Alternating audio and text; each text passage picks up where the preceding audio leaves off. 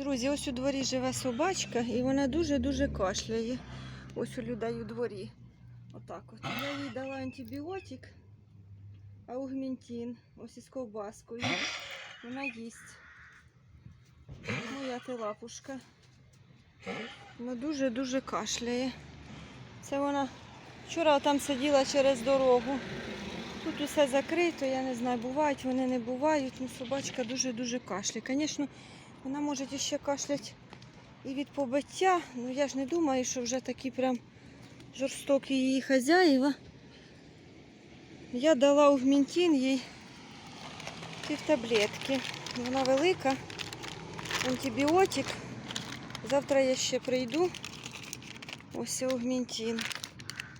Такі великі таблетки. Поки що півтаблетки дала. Собачка середня. Ось побігла. І якщо це в неї кашель задавнений, то треба пару днів буде їй дати. Бідненька. Аж задихається. І таке аж свистить у неї.